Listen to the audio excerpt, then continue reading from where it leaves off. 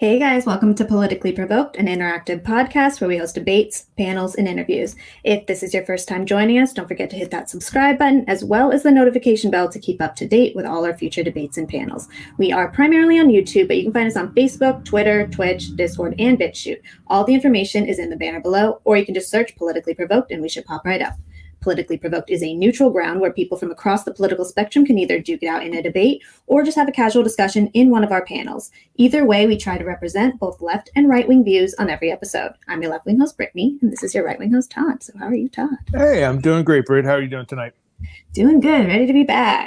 Been busy Ready to be back. Yeah, it's been a long time off. I missed you, but good to see you. Right. Yeah. So we have a panel for you guys tonight. We are going to be talking about the Chauvin trial, the Ma'Khia Bryant shooting, and just policing and Black Lives Matter and the rising tension there. And we might get to the New York case where two parents are trying to marry their kid. So we have a lot of stuff we're going to talk about to you guys. But let's bring on the people joining us. So first up, let's bring on Annihilist. So how are you, Annihilist?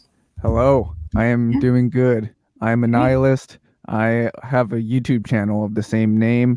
I call myself an anti-cultural socialist with some ableist tendencies, but in reality, it just means I complain about stupid things and stupid people.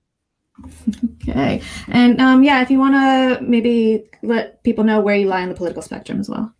Oh yeah, I'm pretty far left, though. I guess I have some extreme tendencies that might, go either way. All right, thank you. Okay, so next up we have John. So how are you, John? I'm doing great today.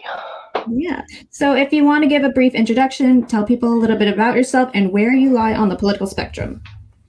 So I'm John. I don't have a YouTube channel. I'm not really anywhere, but I'm on very much on the right. Okay, thank you. All right, so next up we have Pedro. How are you, Pedro? I'm good. Good to be back as always. Like she's already said my name. You see it here. I'm Pedro. I'm a regular guy. I'm a Christian. Just like you, I eat food. I go to the bathroom. I'm just here to put on a good representation of biblical Christianity and, talk and converse with the other side, see if we can build some bridges. Great. And if you want to let people know where they can find you. I'm on Lyceum Podcast is my YouTube channel. My Gab and Parler are Darkest Starties for updates on that kind of stuff. All I usually do is go over, Americanism and Christianity or biblical Christianity.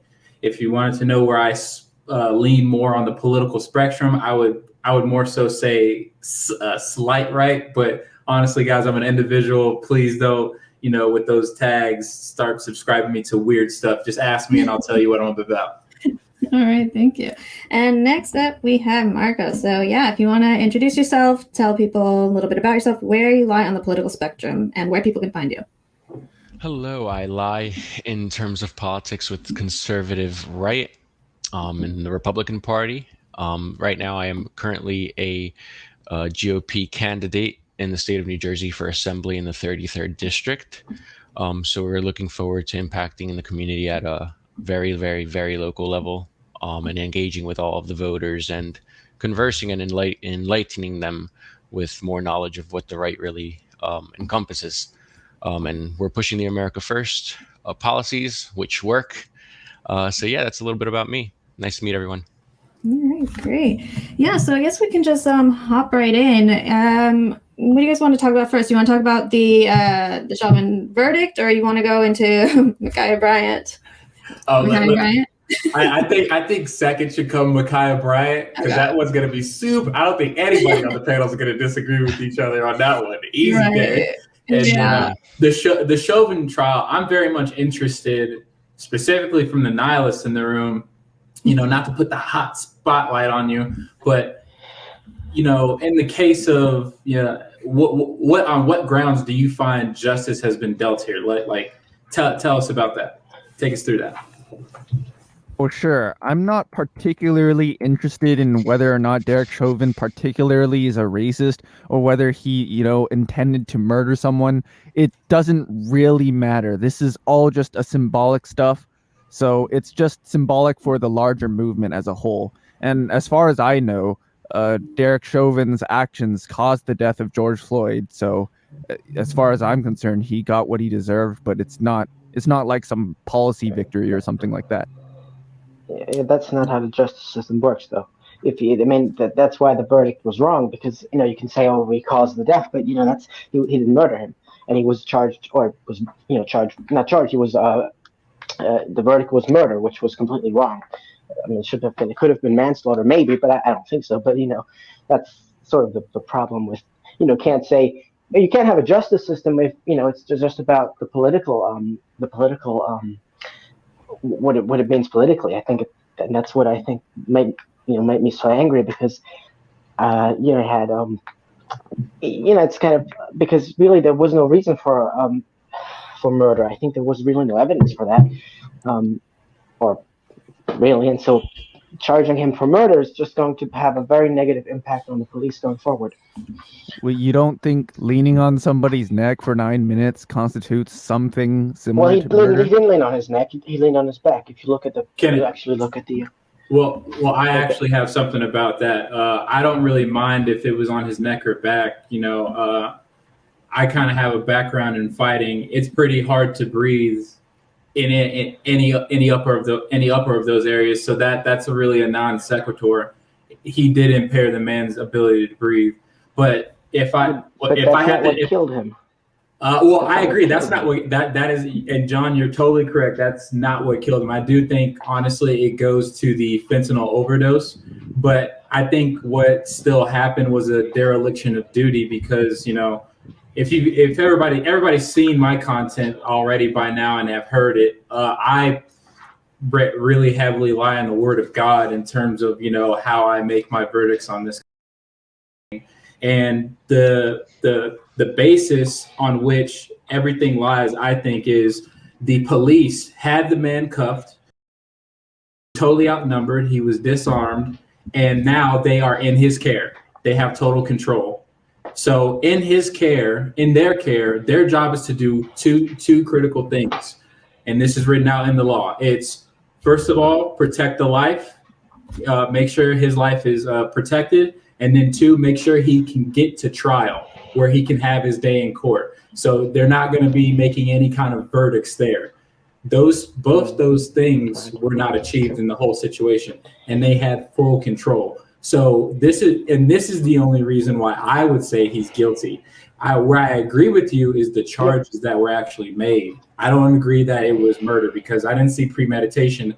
I just saw a lot of ego going on and mishandling of the situation. Right, but then I think it's like wrong to just use Derek Chauvin here as a scapegoat, because then the whole you're right, obviously, but then all the police officers really were at fault equally in some case, I think, because just because he was the guy who had him cuffed doesn't mean that the other guys don't have the duty to act as well. Well, yeah, but crushing someone's neck is kind of an important part, right? Like the idea that George Floyd died because of fentanyl and not because of compressions to the neck and back. First of all, like all the autopsies suggest that it is compression to the necks and backs.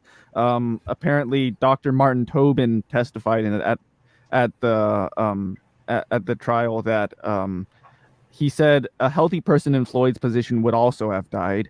The fentanyl levels were lower than 94% of all DUI cases in 2020, and the abrasions on the face show that a pressure was applied to the neck. Like, why would there be scratches to the face if there wasn't severe pressure? Like, all the evidence suggests that he was killed by the police pressure. I mean, unless you suggest that he would have been walking down the streets 9 minutes later and then just keeled over and died. I find that very improbable. Well, nihilist, how would you look at the causality of the events? Let's just throw it out there that had he not committed those crimes inside of that convenience store, he would have never put himself in that position, first and foremost. Secondly, when being arrested by the gentleman Chauvin and the rest of the police officers, he attempted to fight and deferred not to sit inside of the vehicle. So if you look at this, the situation, obviously, I feel as if Derek Chauvin did add to the rise of the blood pressure inside of the body of George Floyd, whom was verified. Like, you cannot take away that they literally found saliva on the pills inside of the cop car and also his vehicle. If we look at the causality, what the chain of events, A to B, if not more than half of those events took place because of George Floyd's actions. Unfortunate that it ended up in that format, but his body was not ready for that shock and that adrenaline boost and that emotional occurrence. That is what contributed. I think this is something that was corroborated by all of the parties that participated. Things could have definitely gone better. But again, if we go to the principal point in where this all began, that has caused all this controversy, and now it's inflicting social environments in between the police and common citizens. And I think that's terrible, because we cannot take an isolated incident and blanket statement it across the entire nation. And I think that's the worst part about this. Well, sure. I said at the beginning that I didn't want this specific case to be representative of the entire movement. I said that it was symbolic after all. But the idea that since George Floyd committed some crimes or that he resisted arrest or he had drugs in his system, which I admit could be contributing factors, the idea that diminishes the fact that he was killed is ridiculous. It's a non-argument. If somebody is $20 I would disagree. I don't think anyone's diminishing his death. Yeah, we're not diminishing it. We don't accept how the media is contorting it. Exactly. Like we just how are they contorting the only point of contention we have with you, Annihilus, is that you are taking all kind of responsibility off of who? George Floyd. Because murder and manslaughter are different charges in the law and order. We're just saying on this side, everybody has a part. I'm sure Marcos really doesn't agree with me on the verdict, or John, was it you who doesn't agree with me on the verdict? But I think we would agree that all parties involved in here had a part to play, and they did not play their part well. I think a lot of ego, when I watched that video, a lot of ego, mental fortitude, and lack of mental fortitude and lack of moral courage were at play. Where, you had a whole, Chauvin was the most senior there. Am I correct in saying that, John? Yeah, again, he was training these other officers that are like brand new, and that's the kind of person you have training our officers. That should tell you a lot about why our police force is basically the way it is. If people like him are actually training people. Exactly. I would advocate for this, because I'm all the way on back to blue, right? I'm all the way for the police. I love the police. They are doing I'm back to blue too, actually. Yeah. Of course. I don't think we're disagreeing here. I think we need to be talking about the type of people that we want in this job.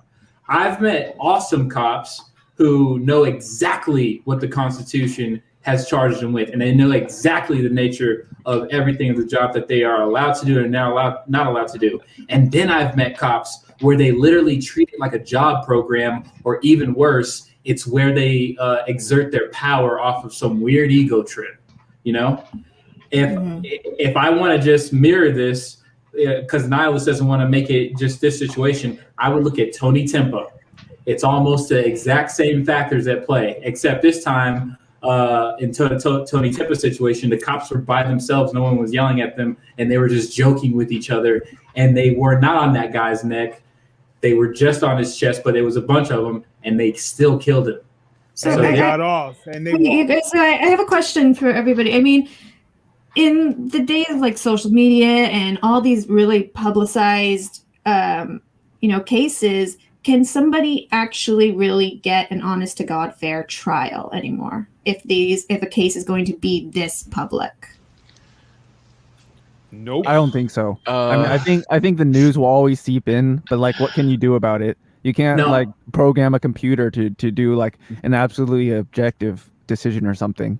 Yeah, it's different when random citizens take up arms and try to provoke the narrative to a point of violence. Yeah, and that's what we're seeing here, which is not new, but it's definitely dangerous, especially when playing with a trial inside of a jury's hand. Yeah, I would say this: because when I watched the trial, right, and I go over the events and all the testimony and all the evidence they brought forth, if we were to minus the footage, minus any pictures, any kind of, all of that, The hype. dude, I would have probably voted not guilty. Yeah, I mean, he wasn't guilty for murder. Wasn't guilty. But Yo, so I got a hot take because I'm always gonna have these hot takes. So imagine if it was a woman cop, she would have ran him over. All right, number one, like the Dante Wright thing. I'm all for less police. It's a joke. It's just a joke about the lady cop who missed. You remember she was supposed to tase the person. She shot him. So I'm saying he would have been ran over. I'm all for less. See, this is where I don't back the blue because they're coming to take my gun. So you know what? I'm one of these people who, okay, you guys want less policing? Great. Then that means there's going to be less gun control enforcement. So fine. It's kind of like what you do with a spoiled child, right? A spoiled child. I want less policing. So okay, fine, less policing and get less gun laws. You know what's funny on the topic of Brittany's question? Like, will this be a fair trial? What's funny is that the judge, low key, was compliant in warning the prosecutor in entering newly found evidence and forcing a mistrial. So it's interesting how that perspective plays into it too. They were getting greedy. They were adding in information, trying to backdoor it, and the judge miraculously said halt, and we get a guilty verdict. I think that's also a very incredible perspective.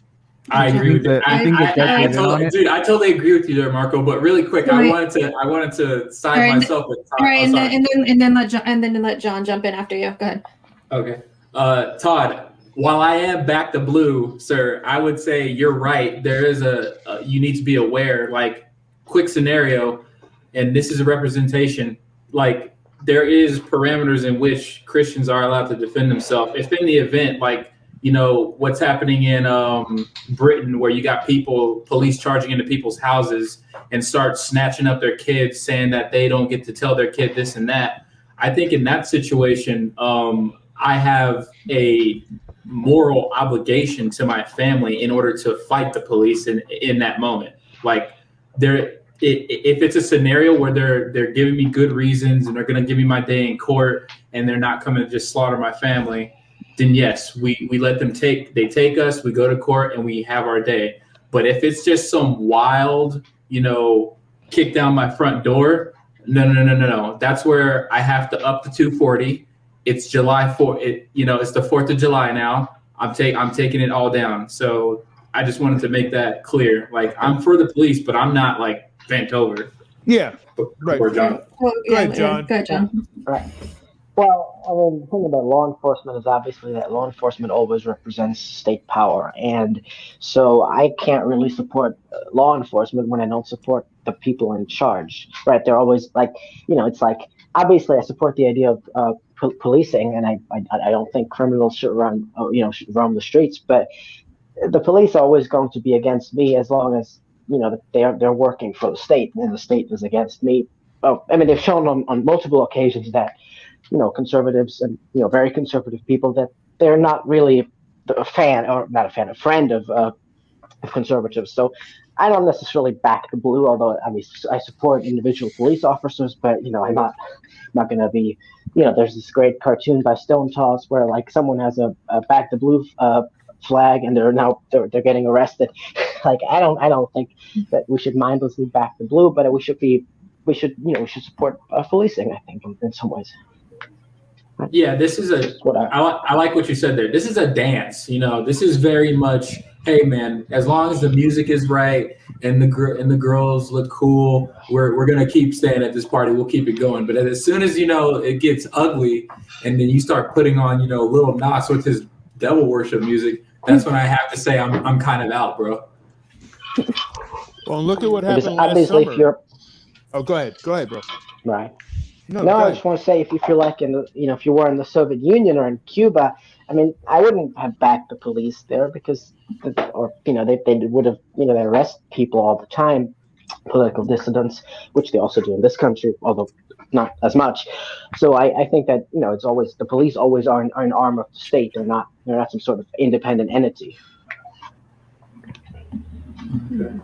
Yeah, so like I said, after last summer, the conservatives were the ones who had the cops back, and I don't feel like the cops reciprocated that. So, yeah, I can't get behind it. But that's just me, and I've always been like that, though. I've never been. I just think you can't have a Gadsden flag and back to blue. So they are opposing figures in my book. But like I said, I am all about law and order. I don't break the law either, and I don't fight police. I'll fight you in court.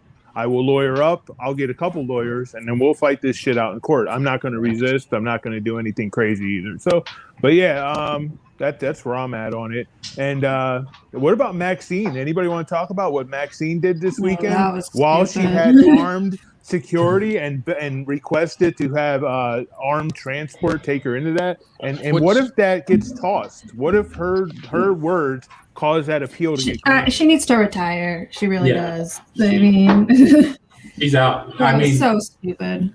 I agree with Brittany, but it's not going to happen. I used to live in her district too.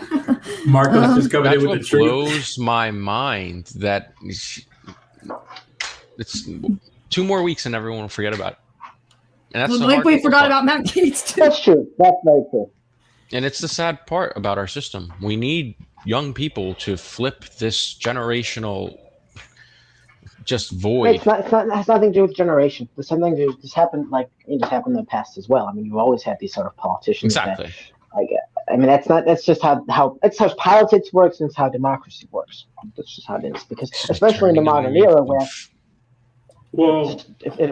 where you have the media, basically the media can basically determine what is in the national focus, because they can basically say, hey, look at that, don't look at this, and then almost everybody's talking about A and not B, because that's how this works. And really, a lot of people they don't really think that critically. They're just that's just what I'm seeing, right? Because I agree. A lot of people they're just driven by what the media just talks about. That's why these things I don't like Maxine Waters, but it's not going to be any repercussions. So Nicole says it's instinctive to fight back when you believe you are unreasonably and wrongly restrained. I mean, I don't get when people still do resist though. Fight it later. I just don't get that mentality to continue to. It's instinctive, but that doesn't make it right. Well, yeah, right? no, I terrible idea. I kind of totally get it, because in certain spots where I was doing some martial arts training, when I was put in a position where I tapped, right? I told the dude I tapped, and my airway is down, and he's it's just a training scenario, but I can fully imagine where I'm telling anybody of authority over me that, hey, dude, I'm blacking out. The lights are going out. And what I would do the same thing that I did in that martial arts scenario, which is, all right, fight harder before the lights go out, because I don't want to die here. So I totally get it. I totally get it. I would agree. Yeah, but even in just in general, you constantly see this where people continue to resist arrest, and I just don't understand why that keeps happening when so many people end up getting shot. Well, I gave the scenario where your life's in danger. I would say if you're resisting and your life's not in danger, it's just because they're in panic, they're not thinking straight, and that doesn't make it right. I would agree with you, Brittany. They should settle down and just go to jail. But it's a fight or flight response. They're not in control. The cost of it. I bet you a lot of them are thinking about the cost of even if they were wrongly accused, if you don't have the money to fight something like that, you're kind of fucked. True. Absolutely. Did anybody see that rookie get smoked by the cartel member? I posted it somewhere, and let me tell you, so rookie cop, he's somewhere, I don't know what state he was in. Homeboy gets out of the pickup truck with an AR, little pistol one too, probably 8-inch barrel, a little shorty stock, so he couldn't really see it, but he didn't have his gun drawn. So this is why every cop, there's 17,800 police departments in the United States, they're all going to see that as a training video. Every last department is going to get that video and say, look, this is what happens. So that's only going to ramp up the pressure more. So my recommendation is fight take the ride, right? You ain't gonna beat the ride, but you can beat the fucking charge. So I'm telling everybody, don't resist. Take that fucking ride, right? Even if you're wrong, and even if if you're not riding dirty, man. Like anytime I've ever had police interaction, I was breaking the law. So you know what I mean? Like you know what I mean? So I don't really, Cause and effect. Tell us what you've been into, Todd. I can neither confirm nor deny. I'll let you know when the statute of limitations are up. But the point is, if you're not doing anything wrong, man, take that ride and you can fight it in court and you'll live to breathe another day. Is what my suggestion is. That happened to me actually once when I was normally like in my 20s, I would drive drunk quite a bit. And so this one time I was just running to Subway and I luckily was not drunk, but I got pulled over and these cops, they emptied out my entire car on the side of the road. I mean, I was a little nervous. I might have left something in there, but I was actually good. So I let them do it. But I mean, what kind of something? There's no reason that they should be doing it. Don't incriminate yourself. But isn't that? But really, we're saying that you should. We're just having fun, brother. It seems like when we're saying you. Wait, sorry. No, go ahead, John. When we're saying you shouldn't resist arrest, I mean, what Black Lives Matter is saying that that the police, if you don't resist arrest, Black Lives Matter is saying that if you're black, you're still going to be shot, which isn't true, but that's at least not most of the time. And that's sort of the whole argument, right? They're saying when we're saying you shouldn't resist arrest, you should try to settle that in court, which obviously I think every reasonable person would agree with. But they're basically saying, hey, but that doesn't work for black people because black people are out here getting shot every single day. Not even just a race thing. Like a lot of people, regardless of whether you're black, like you can do everything the police tell you to do and still get shot. Like what happens then? Like the police need to be held accountable. The police are clearly too jumpy right now. They'll still need to be retrained to de-escalate first before doing anything else. So, I have an interjection. I have a major interjection. Okay, and then I'm gonna go next because I want to say something good. Who are we to blame when the ACLU is the advocacy group that is training these officers after the reforms are put in place by the Democrats? And we all know who pays and contributes to the ACLU. So that is my. We so your argument have the right. We have the right to blame the police for being undertrained, but if they're underfunded, the training is not coming from something that is bulletproof in the sense of we know where the dirty hands are coming in. These people are undertrained.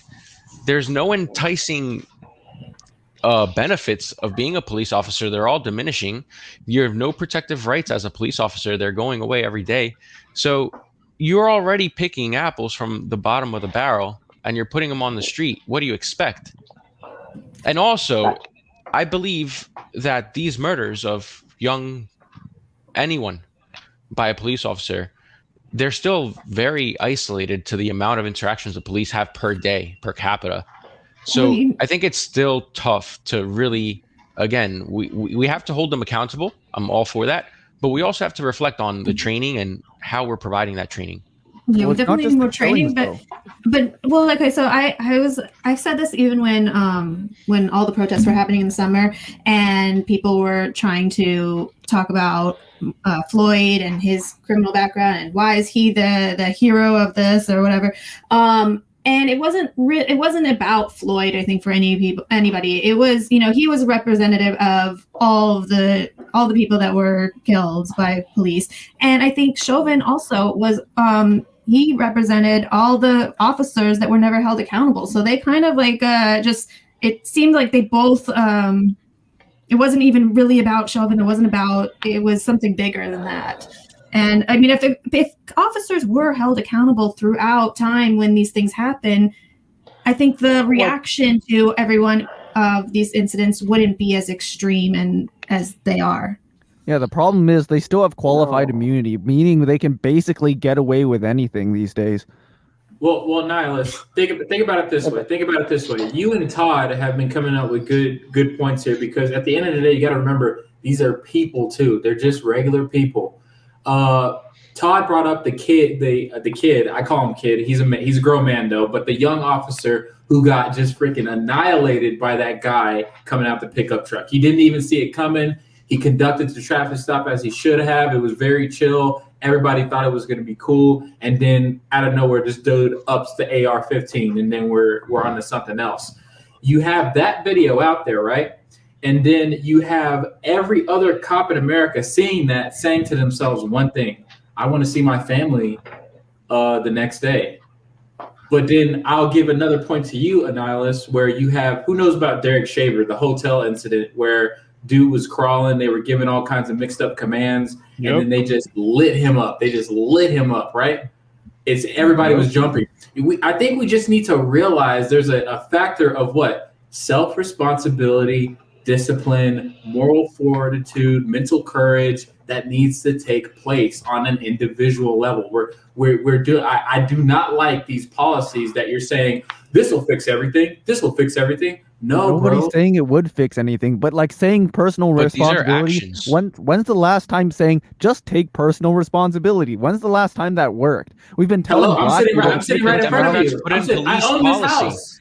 I own this house, bro. So, yeah, what are you talking about? So you're an anecdote, okay? But you said one time. When's the last time? You said one time. See, this is the I'm problem. talking about on a systemic level. Like you can't take your systemic. Okay, let's talk systemic. Who puts in the policies? There's a lot of for the budgets. Let Annihilus finish what he was going to say. Go ahead. Well, yeah. Well, I mean, a lot of the times it's the police also have. I mean, I don't really care who puts in place those policies. Yeah, the police unions, they do fight back, and it's quite a paradox because police exist to serve the community. They have to take their training or they get fired, and they get put on a Brady list, and they don't get hired anywhere else. They're trained wrong. They're told that like they're wolves among sheep. You know that the citizens are like being protected by like these like Chad superheroes, and that like some villains are gonna start shooting them up at any second. Like they're taught. Dude, that's what happened with the kid. That's what happened with the kid cop in the truck stop. He did just get shot out of nowhere. He was totally chill. Wait. That doesn't excuse the cops turning around and killing a bunch of other people who are innocent. Like you have to be, it should be without any reasonable doubt that you're in danger before you can draw your weapon and fire. No, it's okay. So we're gonna then shoot him. Shoot him. I mean, criminals are not innocent. And who cares if they're innocent? It's not. It doesn't mean you can just shoot them and kill them. It's not a death sentence just by cop. Well, okay. Of course you can kill them. Works. John, 1 second. This might be a good segue to Makia. Dude, the Makia incident, when I first watched the video, I thought it was a bad shoot. You want to know why? Because if you watch that video streamline, you won't see the knife. But when people still it, guess what? Out of nowhere, like she's a ninja from the Leaf Village, there's a knife. There's a knife coming at this girl's throat. He had a split second, right? Mm-hmm. A split second. That's what we're talking about here before someone gets killed. And you're saying, I don't know all the I couldn't have all the training in the world, and I wouldn't be as good as that cop was on that day to save that person. He's a marksman, by the way, in the military. That's why all 4 of those shots were on point too. So, my man. Which branch? I bet the I'm Marine not Corps. Sure. I'm not sure. I know. He definitely was a military I do think that the cops need to kind of also be, like I said, we need to train these officers so much better. And they 2 years of training. We need to fund the hell out of them. Why don't we just go back to segregation? Anyways,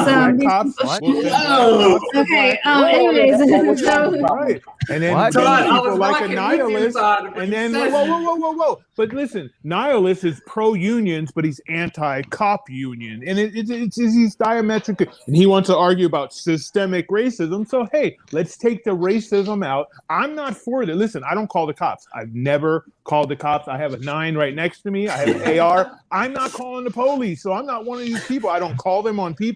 If I see a strange car in my neighborhood, I don't Karen it and say, oh my God, there's a strange car in my neighborhood. So also people need to stop calling the fucking cops over bullshit too. So it's on all of us, but I'm not pro segregation. I'm just saying, and then we can't have this racism.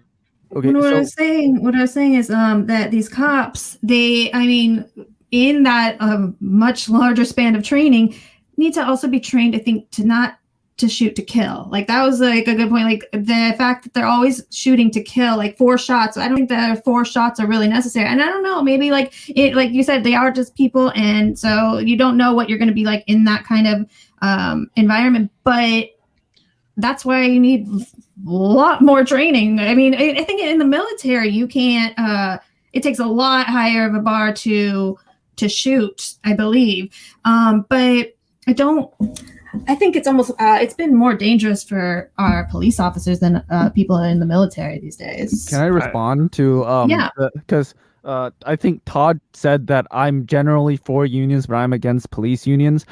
There's a good reason for this. Usually, as a socialist, I think the running of business should be for the benefit of its own workers. But for police, that's not the case. The police are here to sacrifice themselves and put themselves on the line for the broader community, not the police themselves. They're not here to serve themselves. So having a union where they can represent themselves doesn't really make nearly as much sense as having a bunch of steel workers representing their own safety. Oh, so you like certain unions? Okay, cool. Duly noted. Well, it depends on their purpose. It depends on their purpose. Right. Would you want the military to have would you want like the infantry troops to all like gang up and vote against charging in a war if that's needed? No, in some certain situations you need authority to actually be able to go for the greater good. That's for the country rather than the soldiers themselves. The greater that is good? absolutely correct. What? Okay. Really quick. Let John finish what he's going to say, and then we'll go to you, Pedro. Go ahead. I was just saying about the point about unions. I mean, obviously, that I support unions strongly, but I don't support public sector unions at all. So I don't think that's like a hypocrisy. I think that fundamentally public sector workers have a very very different job within society than private sector workers. And private sector workers, obviously, they have.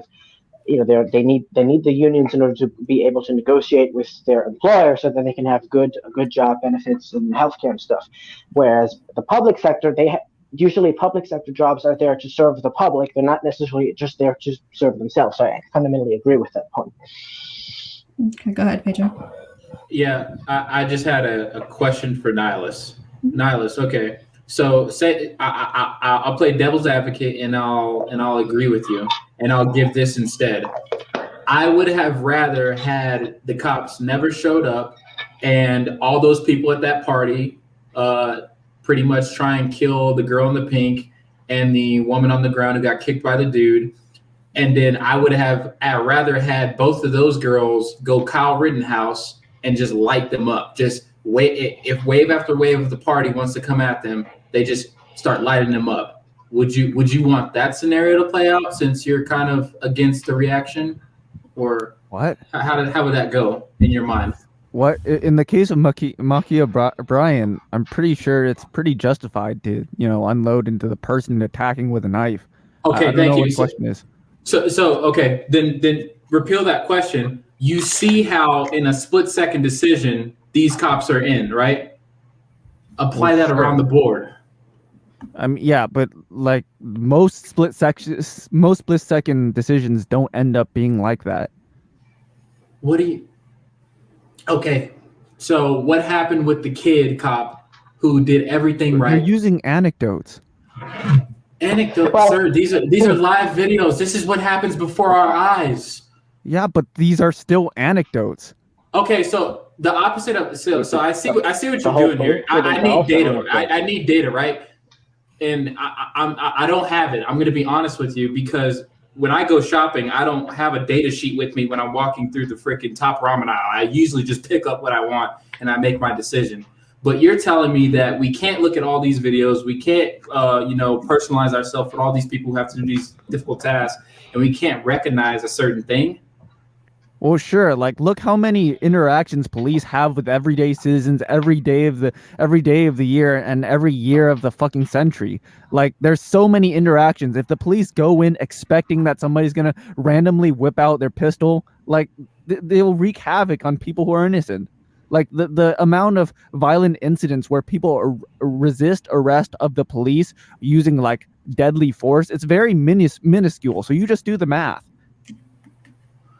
Yeah, but the amount of people shot by the police aren't that many either. So Yeah, Exactly. Well, I it's not just shot by the police; it's use of force, right? I would put but my you money support down. the There's more special positive forces. reactions than negative interactions with the police on a yearly basis. Yeah, How about of that? course. Wait, Listen, what? I've- So when you see the police, you don't like. No, I don't You freak out. You talking to me now? I don't freak out either. I have a question for him. Let's say if we minimize the unions on police. Again, you define the police officer as being someone that is fully devoted to the environment, even with their life. What do you think the fair compensation for a police officer would be? And what benefits should they have from their jobs? I don't know. I'm not a policy expert. I suppose they should. That's be why they properly needed unions, because compensated. they weren't getting paid. They needed to buy their uniforms. Well, yeah, but they're doing working more 72 than just. hours. They're and doing they're not more getting than paid. just. Well, They yeah, needed but to they're unionize. doing more than just making sure they're getting paid, right? They're So using this what is to, the like- compensation for someone that lays their life out for the community for 72 hours of the week? And you're making them buy their uniforms? What? When did I say that? This is the history of why police unions I'm not became. concerned with them buying their uniforms. Well, Like, I don't care. I couldn't care less about uniforms. I care about like they the should be blue plain wall clothes? of silence and how they lobby for like way more funding than they need, so that they can buy like military grade equipment and roll around in basically what are tanks, like as if people are gonna come at them with rocket launchers or something. I would Like, refer they back have to the way more policy money set than they forth. need. Well, hey, Marco, really quick. I feel like everybody has been attacking nihilists. I'll say it live Not right really, now. I'm not sorry. trying to, but- Yeah, I'm sorry. I feel like I have been attacking you, and I've been super aggressive. Usually, I don't like to do that. It's just that you're telling me to treat a group of people a certain way based off a small minority's actions, and I totally get it. I totally get where you're coming from. So I want to build a bridge with you, brother. I'm trying to see what you want, right? And I'm not saying you have to have had it on a Google Doc written down somewhere, but can we try and build a bridge? Can you extend an olive branch? Something reasonable that me, Marcos, and John and Todd, it looks like, I don't know if Brittany's on your side, but can you make an offer to us that we can all get behind and kind of edit together and say, yes, I think we can agree with this. Can you just give us one thing, anything? Okay, so one possible solution is to redirect some funds that the police currently use to buy military-grade equipment and redirect that towards social programs, like social workers who can respond instead of police to non-violent calls, like mental health checks. Like, why do the police do mental health checks? That shouldn't be part of their job description. Their job description should be to protect, right? So we can redirect some funds away from jobs that the police really don't need to be doing, so that we can reduce the amount of amounts of use of force when it's not necessary. Right, but how do you know when you need a mental health expert? Like when people call the police, like you don't. I mean, they're not gonna, like, if they see some guy like running around and screaming and doing something, you don't know if there may be a violent person or they might have a mental health issue. And I think we need to be funding our police a lot more. Police have non-emergency. Not with these, but like you said, not with these, like not getting tanks, not getting all this like equipment stuff. They don't need all that stuff. The equipment they have is fine. But we do need maybe some bulletproof stuff. But they do need just so much more training. That's where our funds need to be going. And I also think there need to be more police officers. You think there should be more or should not? Yes. Yes, there should be more. Yeah. And I think, especially in certain areas too, that there's going to be high crime. You need to have the best people you have in the force there. Yeah, but that would be racist. Oh, no, wait, no. Also, we should get rid of Can I offer something to you? Can I offer something to you really quick? Sure. What if, because I like in the olden days, I liked it when police knew their people and were walking around amongst them, and people could call out from community outreach stuff. Yeah. People could call out to a random officer, know his name, and say, "Hey, what's up? What's going on?" I've seen one cop where he actually boxes people. He's like glove up, and he's boxing kids. And he's saying, if you do this again, I'm going to come over here and I'm not taking you to jail. I'm going to whoop you. And there's a kind of personal relationship. Would you be behind an initiative to maybe say, I don't know, maybe through public schooling, I don't know how exactly, but have some kind of increase of relationship with the police, with the communities that they run? Would you? Sure. Yeah, Okay. sure. Having police officers being connected to the communities that they're patrolling is generally a good idea. And Todd, you were on the segregation thing earlier. How do you feel about that?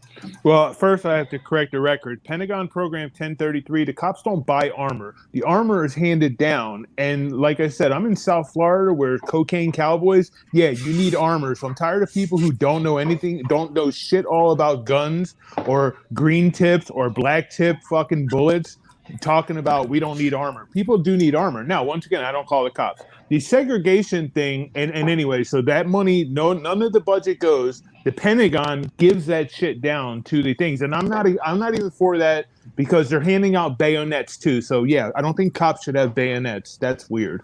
Anyway, the segregation thing, I'm only saying it as a solution because then what happens? And see, the left doesn't want to end this problem. So here, like I said, it's like dealing with a 2-year-old, okay, who wants to have their iPad, right? And you take the iPad away. So here, what do you want to do? I want to solve the problem. So we'll segregate the cops and we'll go back to segregation, which is what I thought we wanted to get away from. And in this way, if a black cop, right, when you call in, you can say, hey, oh no, yeah, what, the suspect is black? Okay, we're going to send a black officer. Now, response time is going to be longer because you'll have to wait for the person of the right race to get there. Who's saying what? Why are you proposing policies? Why are you proposing policies that I didn't endorse? I didn't say you're endorsing them. I endorsed them, dude. Well, no, Todd. Pedro asked me a question. Yeah, and you're kind of answering it. I'm just saying. Honestly, it's a little unrealistic. Like we're gonna go back to segregation, right? But I'm saying I'm trying to construct some kind of society where our officers who guard us, our centurions on the front lines, trying to preserve life and make sure we get our day in court, are personally known by the communities in which they interact with.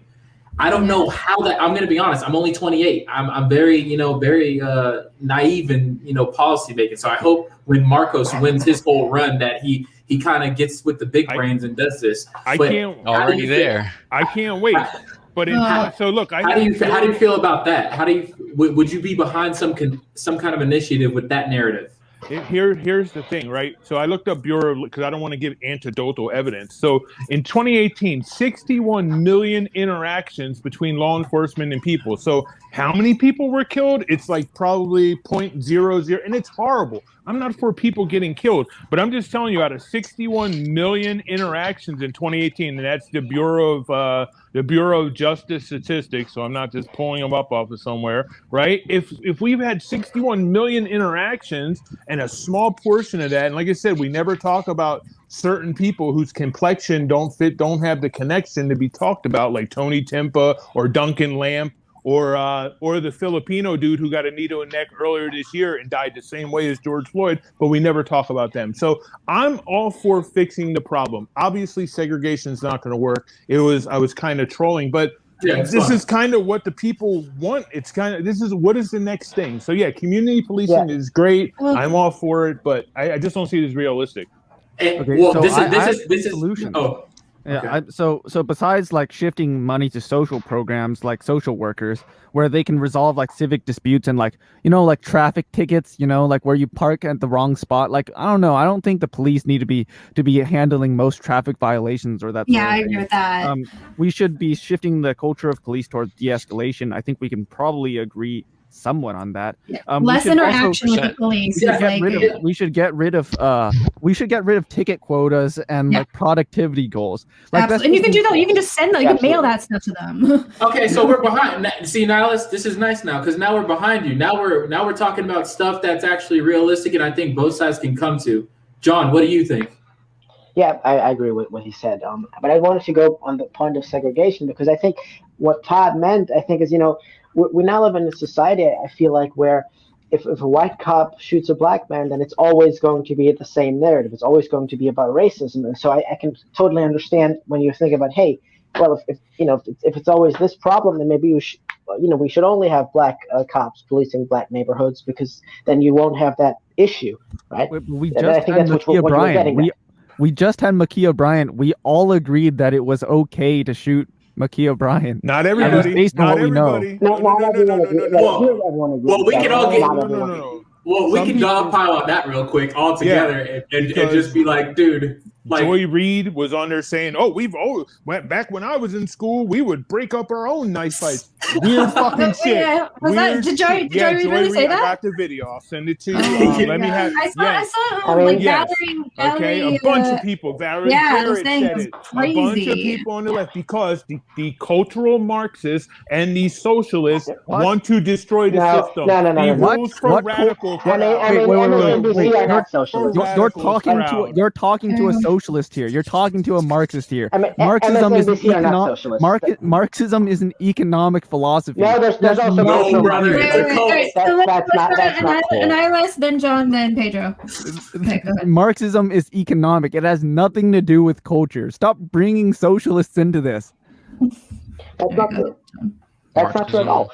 You can use a Marxist mindset to divide people. I mean, look, if you look at the Marxist materialist understanding of history, where you have, a class of people that are at the top and that exploit, originally through slave labor, then feudalism, bourgeois, and then obviously imperialism. You can use that same mindset and just apply it to race and gender and sexual orientation, and that's what cultural Marxism is about. So doesn't make sense. Wait, what? No, but that brother, doesn't. Brother Lyles, let me tell you something right now. Well, you're not my brother because you don't believe in Christianity, but my friend, I'll tell you right now, in every Marxist society that has ever tried to come up with using the ideology of Marx, they've always put people, unfortunately, and I pray for them, they put you guys, the people they use, up against the wall. The useful what? That's a bit of a... Wait. No. We're trying to connect. We're not trying to attack nihilists right now, dude. I want to make I'm not trying to zone in on him. I'm trying to pull him across the bridge. Like, brother, they will on the other side of there. Those zombies will eat you alive. This is every time. Every communist society. Is this the USSR equals socialism argument? Is this the Vuvuzela argument or something? I mean, Chernobyl was real. But the point is, the war socialists obviously don't exist anymore. But I think you're missing the point that I was trying to make. Because I was trying to, if you don't understand Marxism, then you're not a good socialist. But I was trying to make the argument that there are certain, Jewish intellectuals that came up in the 1920s with the idea. Most of them were not economic socialists; they were capitalists, but they wanted to use the Marxist idea of separating society into classes and use it as a means of separating them into different races, ethnic groups, and gender and sexual orientation, and then use the same sort of struggle idea of class struggle as a way of analyzing society that way. That's what people refer to as cultural Marxism. I don't usually use the term cultural Marxism because it's but they're not Marxist. Who are? They're not Marxist, but the BLM is not associated with socialism. Sir, I mean, they're both like vague, like BLM's vaguely left wing, but that's it. Like, sir, I mean, I'm someone who has not nihilist. There was an interview conducted between a black leader and the founder of BLM, and she said out of her mouth that she was a trained Marxist. Trained Marxist. Yes, Sir, there's some overlap between some of that, but I don't know. Look, this is just a swear word, right? You have to realize that socialism is fundamentally an economic system. And for example, there's many aspects of socialism that I support, but I'm also very, very, very, very, very, very socially conservative. So someone have to differentiate here between. Okay, is everything right? Wait, what just between between cultural ideas and economic ideas. I think that it's sort of, especially when it comes to the issue of race, that sort of gets lost in the debate during the conversation. Dude, can we stop using the term cultural Marxism, because these people are not Marxists. It's just a scare word at this point, where you try to associate Marxism with all this weird stuff and just try to turn people off to the actual ideas. But brother, you're telling us to deny their own statements from their own lips when they said they were trained Marxists in documented interviews. Some person said that. Therefore, BLM is cultural Patrice Marxism. Cullor, the founder, and Elisa Garza is too. But anyway, I feel sorry for Bernie Sanders because he only has 3 houses and she now has 4. So BLM obviously stands for buy luxurious mansions. Buy luxurious mansions. BLM. You know these are not Can I just say arguments, something? right? These are not Can I just say arguments. something? She happened to get rich. That doesn't make the ideas bad.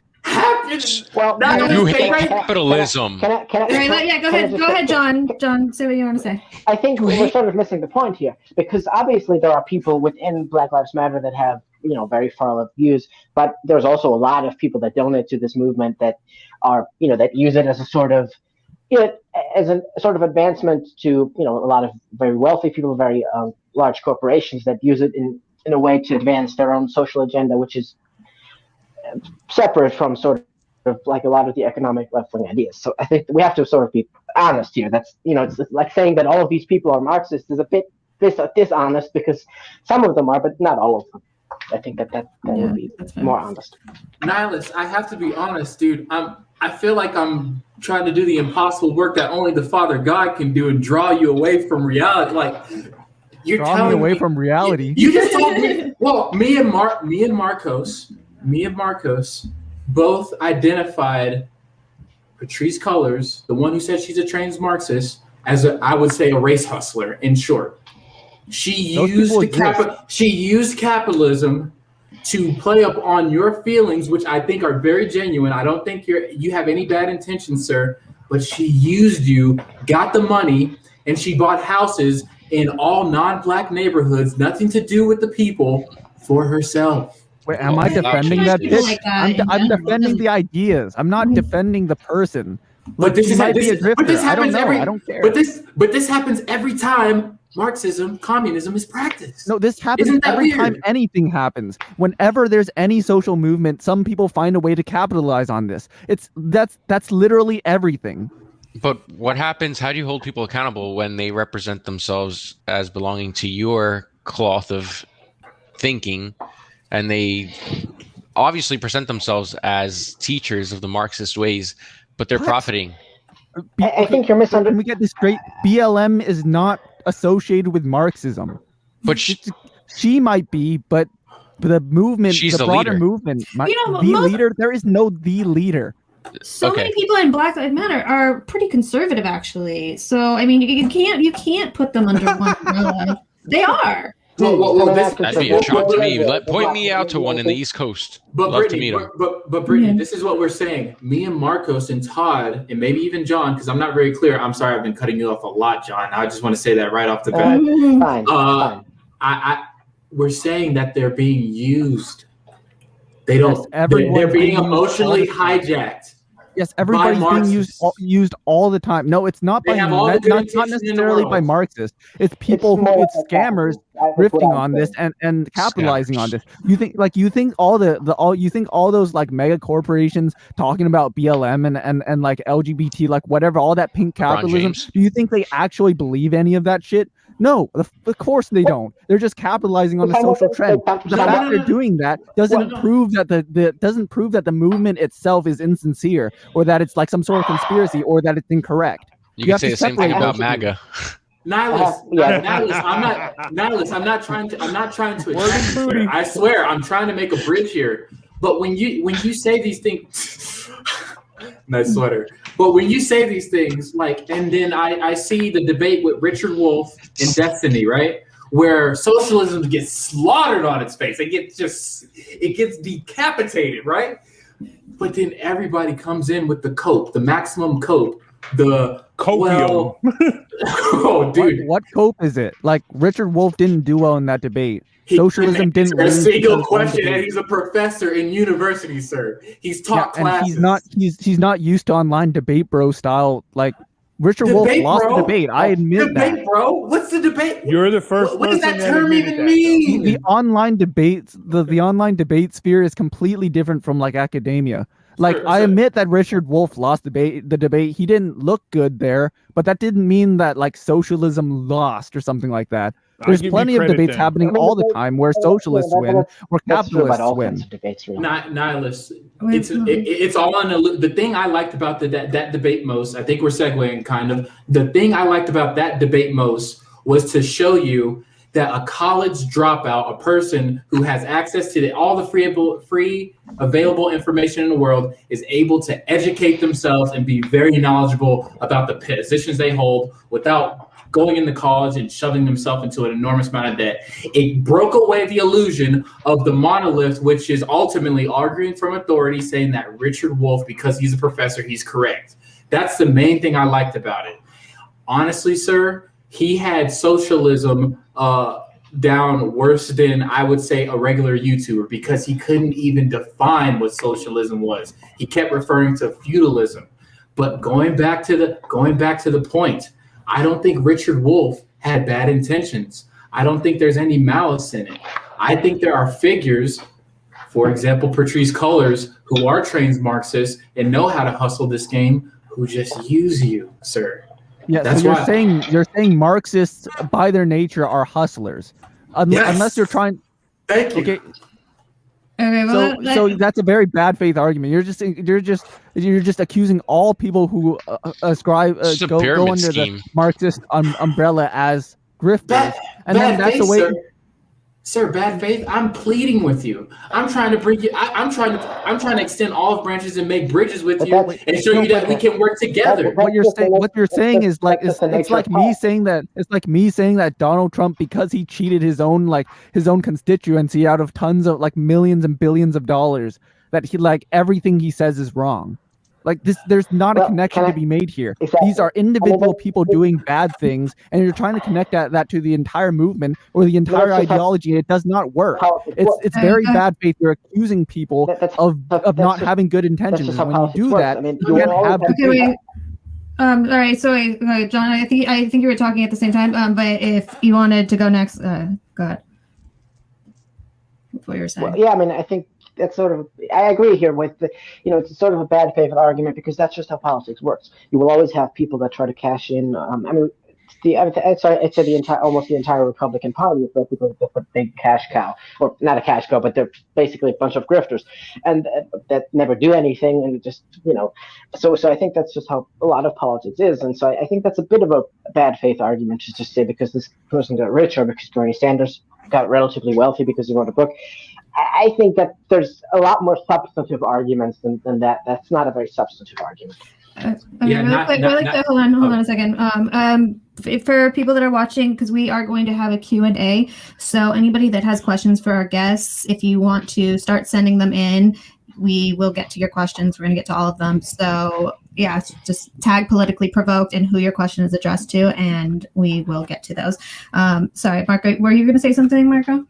I was actually going to say something. Well, you go ahead, Pedro. You can go ahead. Well, no. I've been taking up all the air in the room. You go first, Marco. You go first. No, I mean, I'm just taking a peek here, and I don't know why, but Keith Raniere popped in my head when we're speaking about the topics of how Patrisse Cullors, whether she may reflect Marxism or BLM at all to whatever ability she has. It's almost like, again, we can shrink the Marxist economical view to a pyramid scheme where the top is still separated from the bottom, but the workers produce across the board. But even if we look at the ideology behind it's like when I'm coming to the point of Keith Raniere, it's like the consumer byline. They're going to control what you buy by giving social representation to whatever means or marketing. That's their marketing strategy. That if that Marxism is behind the marketing strategy to whether it be something that's driving a social movement or a product, people are still benefiting from it. So there's a winner and a loser, where that ideology is saying that we can all be interpreted and should have the same fundamental rights and necessities across the board. But there still is a structure of someone being above and someone being below. So you just described capitalism and used that as the fault of capitalism is centered around free market, where everyone has the ability as long as they're willing. Right. I'm a market socialist. I like the free market. Perfect. We do too, brother. So we do too. That's all. We agree. That's not. I was just making the point. He means that market socialist means he wants the workers to own the means of protection, but he still wants to have a free market, right? Yeah. Is that what you mean? Yeah, can like you repeat that? said, I'm like sorry? there's still like a top controlling the bottom, and people will benefit off this. You're literally just describing capitalism and then describing all No, those you're bad things describing. to socialism. Like, Well, he's describing society. I mean, every system has that. Right? yeah, That's sure, not. but I mean, yeah, I mean, But it's different when socialism is less hierarchical than capitalism, just as capitalism was less hierarchical than feudalism. And But this is it's getting off the point that we were like the points that we were supposed to be talking about during this panel. Like I wanted to talk about incest, you know? Yeah, That let's was- get to that topic because we Yeah. are going to be running out of time soon, and if we're going to get to any questions, so why don't we talk about the last topic of the night? So yeah, a New York couple is trying to get permission to marry their child. They are an adult couple, an adult child, and we don't know who they are. They haven't gone public, but there is court case to try and do that. It's in Manhattan, which is a little shocking, but so I think it was actually Pedro who suggested this topic. It's I don't know let's just go around and Marco, why don't you start us off? So I was actually new to the topic, Yeah. and I briefly watched the video. I believe there's actually a video of the gentleman trying to What? explain his way. I'm not sure if it's the same, but I just think it's definitely something to be very afraid of. It's very difficult for someone to engage in the language of trying to defend pedophilia, let alone incest. But yeah, it's very just terrible to see this even making the mainstream focus of speaking. But again, it's just crazy times. Go on, Pedro. Yeah. First, I wanted to say sorry to Nihilus. I know I've been super combative towards you. It's just, I know you said I was arguing bad faith. Dude, I promise you, I care about you. I love you. I only want to see all of us Americans prosper because at the end of the day, we all live at this place. We have to live together. That's what God destined for us. Let's do it together. Why not? So that apology out there right there. Asserting the incest thing, I mean, this is just honestly, this is what you get when you abandon God's word. This is where you don't have a strong foundation of morals to hold you guys together, right? I would ask everyone on the panel here, what is your argument against incest if you don't believe in God's word? Because honestly, if you get to the fact of the matter, it's all just atoms banging against one another. Wait, There is no, in the it's Bible? very objective. Yeah, go ahead, Nihilus. Isn't there Can I- incest in like? Look. I think I'm just looking here on Wikipedia. There's incest in Leviticus 18 right. 7 to 18. Well, they're that's about speaking it. against it. They're speaking explicitly against it. I know exactly. No. the passage There you're talking about. there is a passage in the Bible. It's I forgot. It's not It's like Leviticus. you have. Let me get it for you. I got you, brother. Because if you want to talk about the Old Testament law, where it's explicitly laid out, where incest is not forbidden, you shall not see your the nakedness of your father or your mother. I can find it for you really quick. Here, keep going. I'll find it for you guys right now. I don't want to turn this into a theological debate because Yeah, Pedro, you have that debate coming up on Wednesday. So. Oh yeah. As you Okay, brought cool. Save As you the brought up content. theology, Yeah. That's So me. I That's guess- the guy. The guy who's always probably going to bring You up got a Jesus few of those somewhere. lined up, so save it for your debates. Okay. yeah, I guess I want to present my ideas last. Okay, then go ahead, John. Right.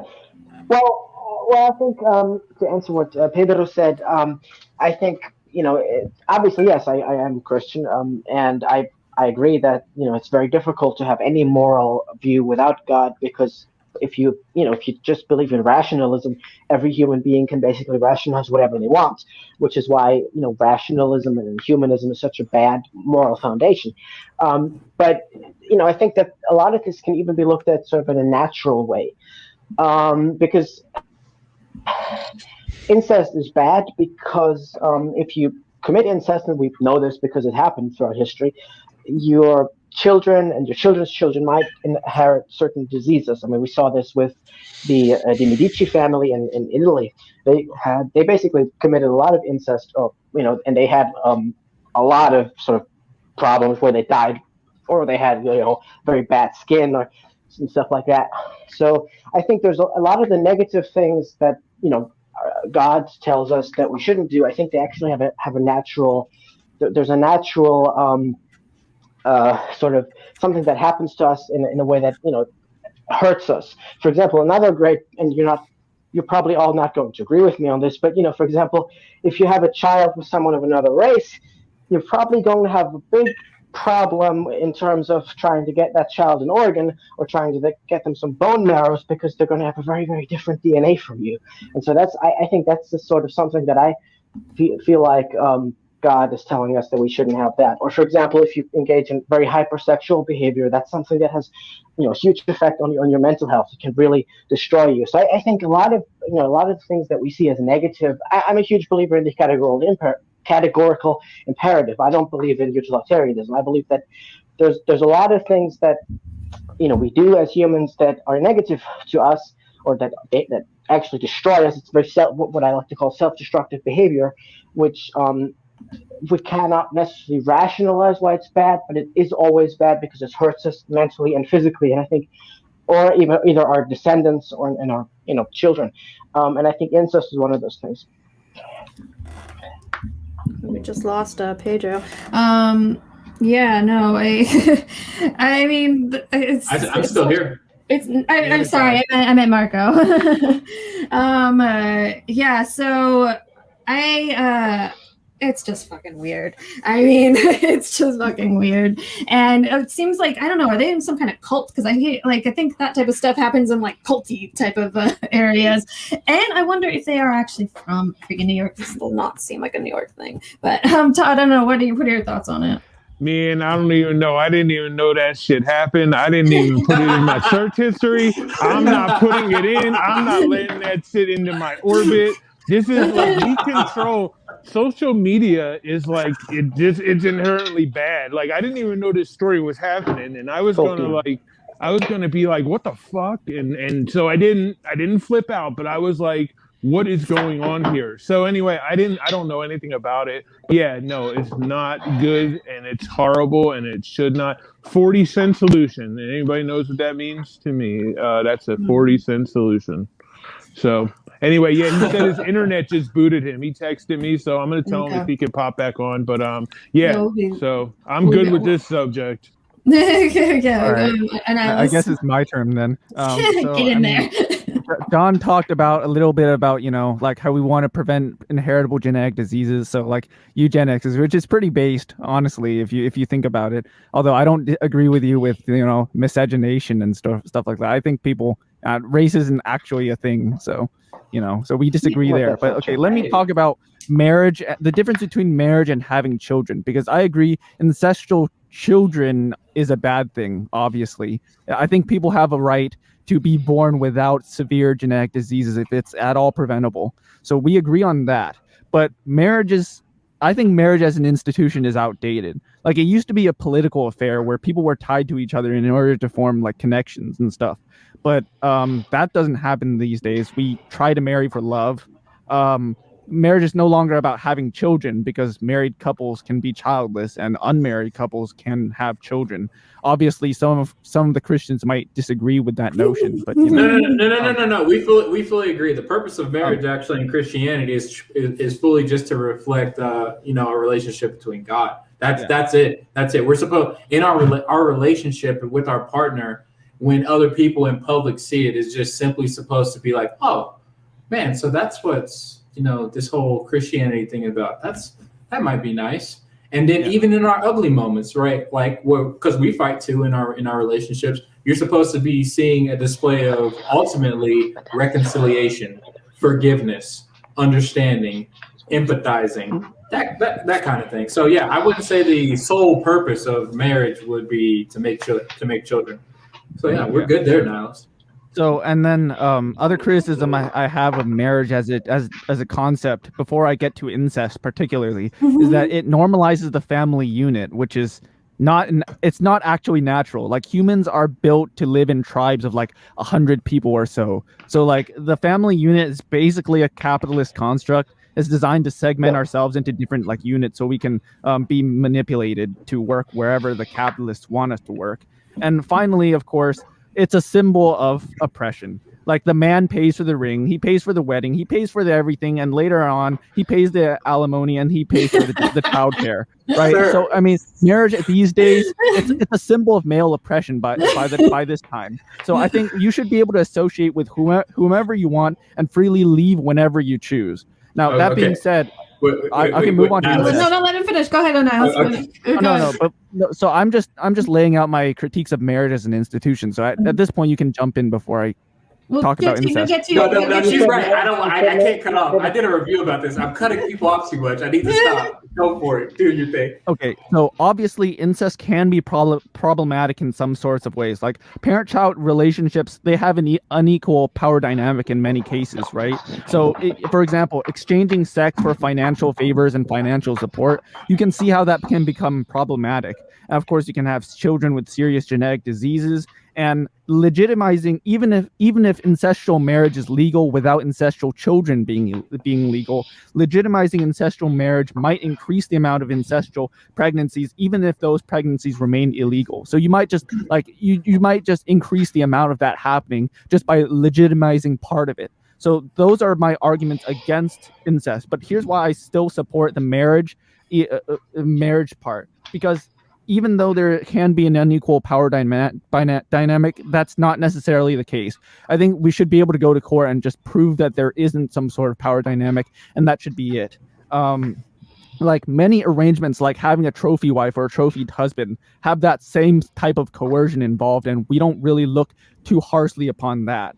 So, I mean, marriage is no longer about children. It's no longer about politics. So, like, incestual marriage and sex should be legal as long as pregnancies don't occur, because it's about love, basically, at this point. And, of course, yeah. Fuck. What the fuck? Well, Go ahead, John. Sorry, go ahead. Well, you said that you don't support the family unit because it's something, and I actually agree with what you said about capitalism and it being something that is used to, just to basically turn you into a wage slave. But the problem is the family unit has been around much, much longer than capitalism. Capitalism only exists since the 18th century, and people have, family has existed basically since the earlier even, but basically since the agricultural revolution. Yeah, Brittany, can I come in real quick? Get in there. I'm trying to be polite. Good. So, let's take it nice and easy, everyone. Nice and easy. So I'm not trying to turn this into a theological debate. I'm not trying to. But obviously, as everyone sees, I'm gonna blame Brittany here for a little bit because she brought me in here with a nihilist, and my fellow brother in Christ, Todd, after we heard what nihilist said, he had a reaction that I don't outwardly agree with, but I can see the reverb happening. It would happen to me too.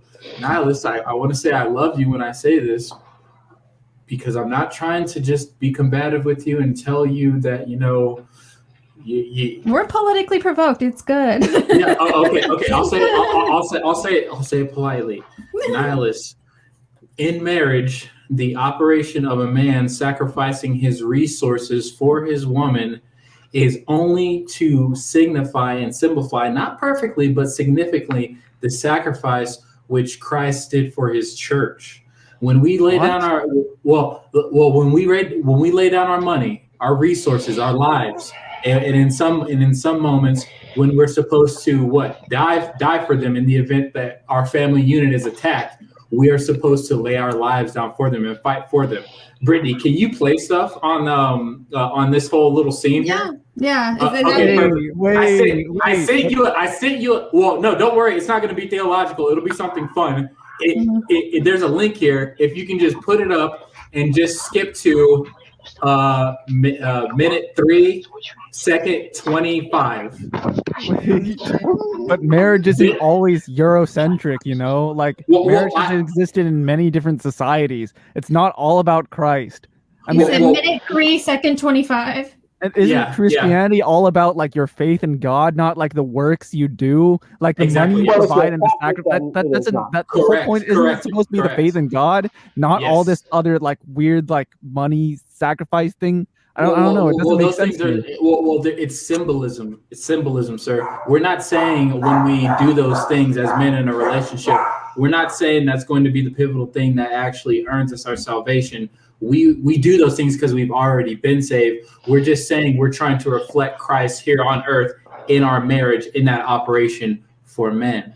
So we need to spend all our money on other people and sacrifice everything for symbolism. Well, I don't know. It doesn't seem like a great system. I would never tell a guy out here who's single to go out and find, the girl of his dreams and then just start making it rain. I wouldn't say that at all. No. I'm saying within the confines of your marriage, well, yes, you're going to be good stewards of your finances, right? I'm just saying that the only reason why, I don't even care about, how much money it takes to take care of my family unit and self-sacrificing for that family unit is because I know what Christ did for me on the cross, which was give up everything, his life, right? And that's just reflecting that. That's just in one area. It's not doing it perfectly, but significantly. Does that make sense? Yeah, sure. But why can't we just freely associate and do as we were able? I don't know. That seems because like that's heathenism, and that's how you lead to incest, dude. That's how this whole thing. Because we're human, and human beings are not good. We shouldn't do that. I mean, we agree, but God doesn't even exist. So who do you want making decisions? Someone who doesn't exist, or Brittany? I have to do it. It's fundamentally irrelevant whether God exists or not. Because if he doesn't exist and we still live by his rules, then what's the problem? What? You can't exist. Wait. Well, I disagree. I disagree with John's statement. I disagree with John's statement there, what? Nihilist. I would ask you. Well, oh, okay. Yeah, no, go ahead. Go. Okay. Nihilist. If God doesn't exist, right? And let's just go back to the very beginning. It's just a black void, no matter, no nothing. It's just a black void. How do you make creation happen? I don't know. Yeah, okay. Exactly. Thank you for the honest answer. Thank you for the honest answer. You don't know either. You're just saying God did it with magic. That's not any more satisfying of an answer. Again, this is a theological debate I don't really need to be getting into right now. But I'm just looking for secular reasons why we should oppose incest. There is no reason in secularism. That's the whole point, bro. I'm telling you. You're saying this by fiat. Basically, you're saying my religion is correct, therefore my religion is correct. Well, I can take you through all that. I can take you through all that. Okay, sorry, John, you go. Well, the reason we should oppose incest is very simple, even from a non-religious or from a, because as I said, it is not natural. It's opposed to natural law, and I think that's very much. That's something that is very destructive. Everything that is destructive to us and ourselves, which is obviously we should not do, and we should oppose and that's how is it not natural? How is it not? How is it destructive to ourselves? I mean, if as long as you're not having children, you're not hurting anyone, and it's clearly natural because it happened. Who do you think? Somebody brainwashed these two into doing this? No, it occurred naturally, didn't it? Hey, Brittany, can we get a 5-minute break somewhere in here? I got to use the bathroom. I'm going to be honest. We're going to actually be shutting this down in a few minutes. Okay. Hold your little weak bladder, Pedro. Yeah, hold your weak bladder. I'll be right back. Go ahead. Go. I think this is a good segue anyway for nihilists simping for incestual relationship. This is good. See, me and Pedro's Bible are different. I'm not trying to save people who are down with incest. So I guess Pedro is. I'm not. A nihilist, you go do your thing, buddy. But yeah, I'm not down with incest.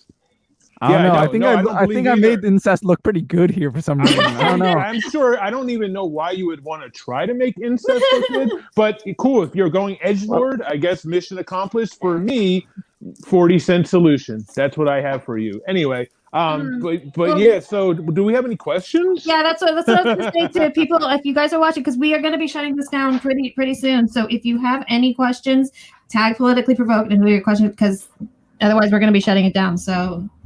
It's your last time I'm telling y'all. I say shut it. I would like to take a minute to raise awareness for masks during Zoom calls. I want Joe Biden really touched me yesterday when he had that mask on during that Zoom call, and I've had mine on the whole time. So I just want to everybody. You should be wearing your mask during Zoom calls to not spread the corona. So I'm just saying it's a new initiative. Okay. Yeah, it's a new initiative that I'm getting behind, and I want everyone to do it. You should. I don't want to spread Rona throughout the air, and so put your mask on when you're doing Zoom calls with people. It's very important. The particulate spread, you know. Anyway, it's a new initiative I'm behind. So thank you, Joe Biden. Yeah. So I mean, are we still on this topic, or? I mean, no, I'm good, man. Like I said, I think we leave it where nihilists. I think we, for incest. We're gonna get some firing squad. The pro eugenics guy, me, is for incest. A nihilist. All right. Actually, I want you to. Okay, so you mentioned in your interview that you would be interested in having a eugenics debate. Can you maybe tell us a little bit more about your position, really quick, before we?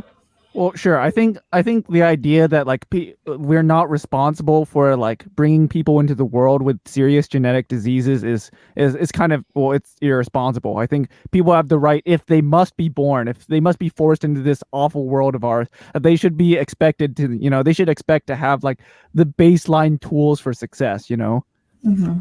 Okay. All right. Well, so if you support eugenics, then you can't support race mixing. What? What? Wait, what? Well, if you support eugenics, then you cannot support race mixing, because that would lower the quality of, Brittany, where are we? Good Have you ever heard of? What happens when you pee? So I gotta get a better bladder. So you're anti-miscegenation. Okay, so you made yourself look even worse than I have during this entire like stream. And like, have you never heard of like hybrid vigor? Like mixing different people of like different genetic backgrounds can actually boost the results at the end. Yeah, but not if the other group is well, Adam, it doesn't matter. Oh, you mean racially inferior? Not necessarily inferior, but from they have different characteristics. Oh yeah, different characteristics. Like what are you trying to say here? Whether that's inferior, that's up to you. I mean, Africans are very, very fast. That's why they always win the Olympics. Okay, that's it, right?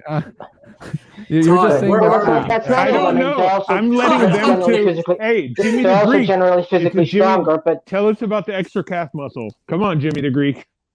Okay, so you guys, we do have a few questions. Why don't we get to some of these, and then we're gonna probably shut it down. So, well, can I say something real quick? Yeah, go ahead. We will also do closing statements too. Before, okay, go ahead. So I'm sorry I went to the bathroom. I'm gonna have to stop. Don't ever do that again. I'm gonna have to stop having nice drinks on here, because honestly, if we're talking about race mixing, I just want to say the Christian perspective is that our family is a multicultural one. If you read Ephesians 2 straight up, there was only two groups. There was Jews, and then there was anybody else who's not a Jew, Gentiles, right? In Christ, all of both those bodies of people were broken down and made one into Christ. I don't know, and that's all I'll leave on that. So I'll just say that does not mean that there shouldn't be separate nations. That's a completely like a ridiculous thing to say. That just because which I am a Christian, I'm a Catholic, but this idea that there shouldn't be separate nations and there shouldn't be separate people just because in Christ we're all the same is like a very, because in Christ it's about our souls, it's not about our mortal body. If blanket what you're saying, there's no difference. It's like saying that the Bible endorses transgenderism, which it doesn't do. No, it doesn't. I would never say that. Hey, John, we agree on that. But what I would say is, if you're just blanket saying that America has the right to have borders, just like every other country in Europe, just like on the continent of Africa, those countries, they get to have borders and claim themselves as a nation. I agree. They do get to have that right. Straight off the rails. I don't know, dude. We're in space right now. We left the train tracks. I think nihilists left the train off the rails. Yeah, I'm gonna answer Ed Rogers' questions. Jesus was high yellow like myself, and like he was our color. All right. So from Nicole to Pedro, have you never heard of birth defects? I'm not sure. If they're saying I don't know if they were listening to me when we were talking about incest, but I am on the negative side of incest. I would say biblically it's a heinous thing that should not be practiced. And I would agree with nihilists that in some cases it does produce birth defects, which I'm against. So I have heard of those. But either way, even if it didn't produce birth defects, I would still be against it because, God has spoken on that.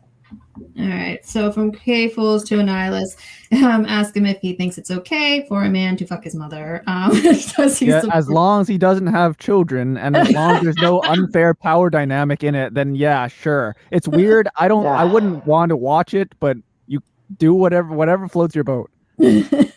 Okay. From Marvin Moore to John, the eggshell rule, also thin skull rule or Tailem Qualem rule, I don't know what he's talking about, is a well-established legal doctrine and common. Oh God, is this going to be another one of these? He did this last time. There's like 4 of them. Okay, used in some tort law system with a similar doctrine applicable to criminal law. The rule states that in a tort case, the unexpected frailty of the injured person is not valid defense to the seriousness of any injury caused to them. I'm not sure what he's talking about. Do you know what he's talking about? I don't know. Where's the question there? But I don't know. Wait, let's see. Maybe okay. Political to John. Chauvin isn't fentanyl irrelevant because of the eggshell principle? I guess. Okay, so that must have been the backstory. I don't know what the hell's going on. Well, can I say something to it really quick? I would say I don't really like I said at the beginning of my argument. I think a lot of this would have been solved by innocent until proven guilty. Right, but this question is to John. Oh, okay, my bad, John. Yeah, but I don't really know what I should answer. Like, I don't even understand what the eggshell principle is. All right, then go ahead, Pedro.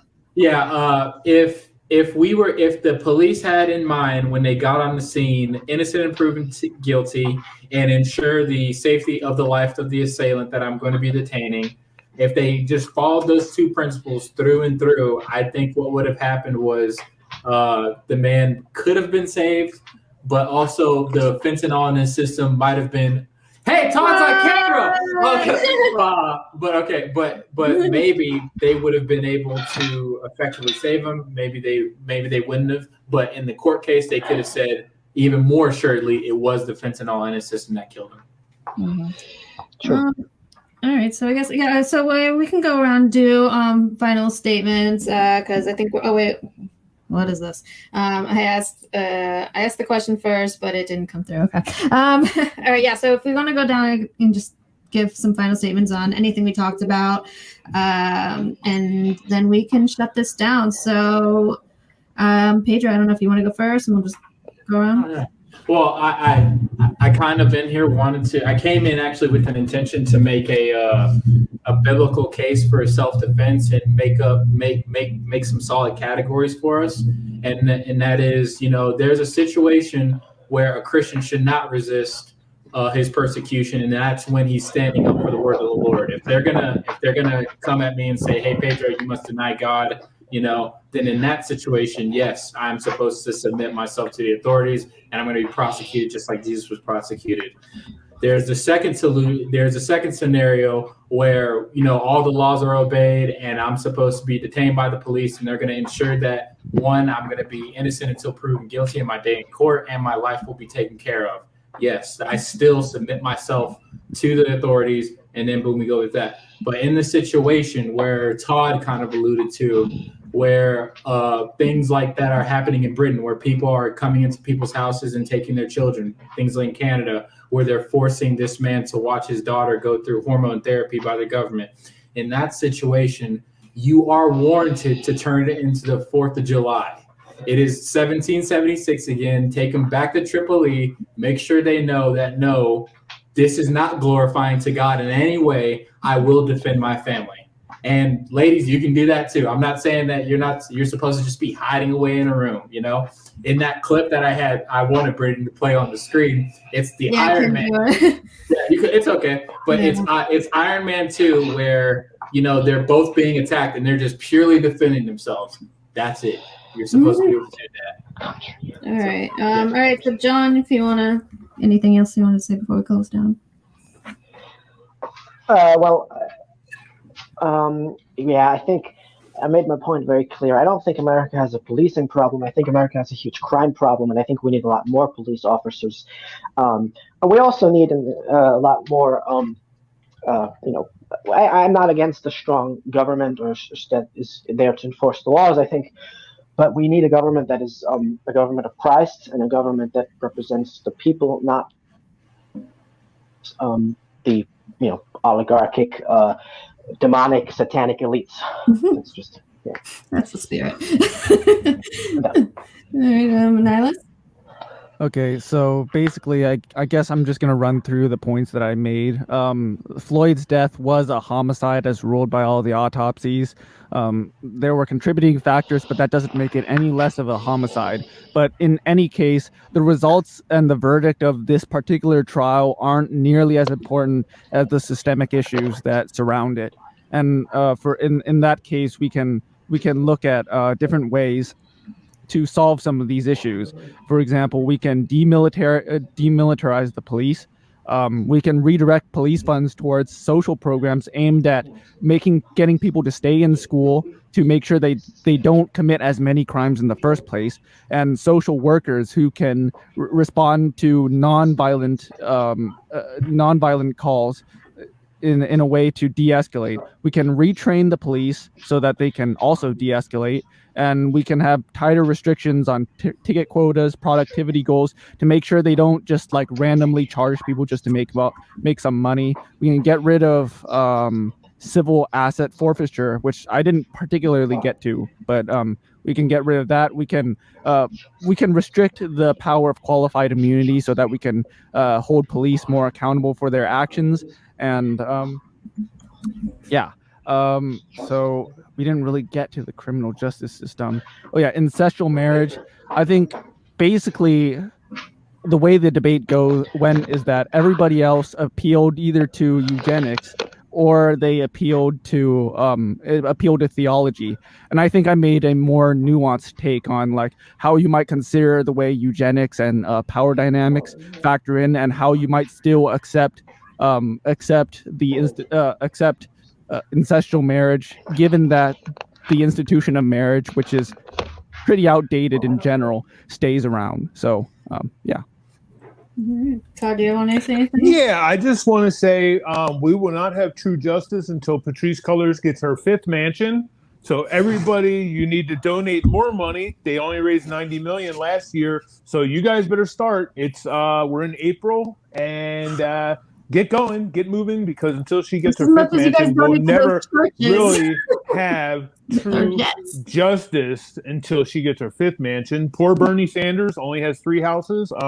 He's obviously a little upset. He's been doing this show for 40 years, and she comes out in 1 year and tops him. And I just want to give a shout out to all the violent interactions that we've had over the last week that no one's heard about. We had 19 shot in Louisiana that nobody heard about because the media didn't play it. And I just wish people would, we all want justice, but I kind of need the woke crew to chill out a little bit. So anyway, who the hell's whispering when I'm talking to? I don't know. I hear you. I hear you. Anyway, I'm done. It's John. And you got John, knock it off. No, I'm just kidding. Thank you. I want to thank everybody for coming on. Listen, you guys know I play an antagonist, but a nihilist. You really did show for incest, and I'm going to leave it at that. I think that's where we got to go. Anyway, have a good week, and I'll talk to you guys next week. I thought this was great. And I think Nihilus is great. Sorry, I thought he was you guys are interesting. So I love you, Nihilus. I just want you to know that, dude. I love you too. I'm sorry if at any time during this entire conversation you felt like you were being like really pressed upon it. You know, it's all done in a matter of like, you know, I'm trying to form a bridge, and then obviously in that bridge there's going to be some designs that we don't really agree to. That's the point. I mean, that's the point. We bring on both sides because we want to have these kind of discussions. So I mean, that's the point of this. So we're gonna have fights. We're gonna have, but like at the end of them, we tend to, you know, be okay. So it's good. It's all. Nihilus, would you say we're friends now? Yeah, we're all blessed under the blessing of the flying spaghetti monster. So. But yeah, T. so- Pedro, they don't. That's what man. You and I have to talk. Like you said, But it's our job. We just do. it is. We gotta It keep is. But trying. you can only tell them it's raining so long, right? And sometimes you got to build your own ark, brother. So anyway, and like I said, not everybody's gonna believe that the flood is coming. So that's how I feel. But anyway, I'm and I approve this message.